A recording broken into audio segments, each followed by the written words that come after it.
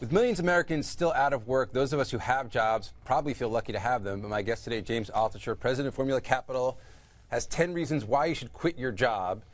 James, controversial statement, just to say that. A lot of people would love to have a job. You're saying people who have jobs, most of us should quit them. Why? Yeah, you're almost like The Walking Dead right now if you have a job. And so I'm going to talk about what's going on, why is it happening, and how you can kind of deal with the fact that your job is going to disappear. So what's going on? So what's happening is that every company is essentially firing all of their employees and replacing them with temp employees. And I see this bit by bit. I'm on the board of a temp staffing company. It's public, CRS, with about a run rate of $800 million in revenue. So I'm seeing this across the whole economy. Bit by bit, every corporation just about is firing expensive employees and hiring cheaper temp employees.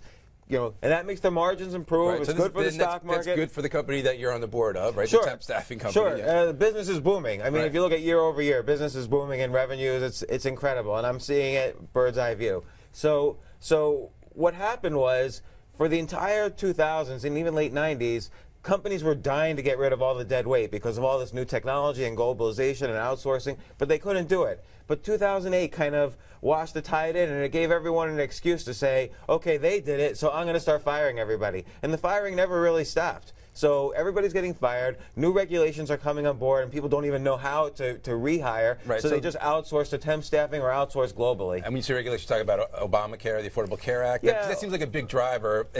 Generally speaking, corporations don't want to pay for benefits. Not only do they not want to pay for benefits, they don't know what the benefits are that they have to pay for. So they have to outsource this, and temp staffing is just historically pays cheaper than permanent employees. And also, you know, people think companies have some sort of loyalty to them, just like they have loyalty to the companies. Right. But it doesn't exist anymore. Cubicles have become commodities. Essentially, what you have to do is always explore the frontier. And if you're stuck in a cubicle, you've got the target on your back. The CEO is looking to cut you out. Right. So sure, but so play devil's advocate. If that's going to happen anyway, why quit? If it's going to happen anyway, why not wait for them to fire me, and then at least I can collect unemployment? Well, okay, that's a good point.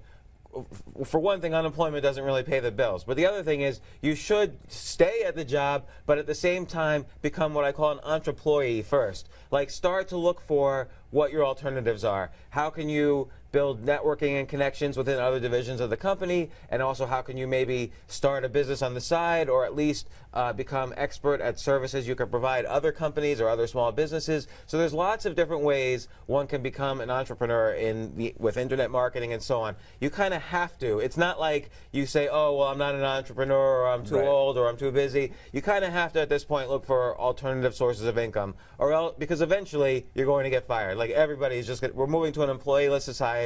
Temp staffing is just sweeping the nation like a fad or a trend.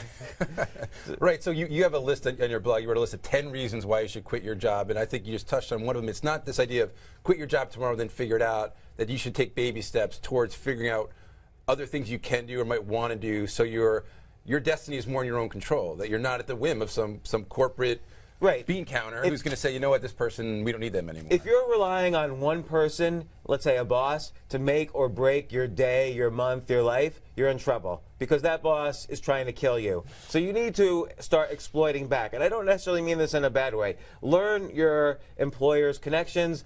You know, expand your services. You can't just relax now. Now we're in kind of this moving economy where you're going to have to fight to kill. And I don't necessarily mean this in a bad way. You kind of have to make sure, to be happy, that you're either going to be an entrepreneur, or you're going to have alternative sources of income, or you're going to be able to make a jump to other divisions within the company. If you're just sitting still, shuffling paper, they're going to fire you.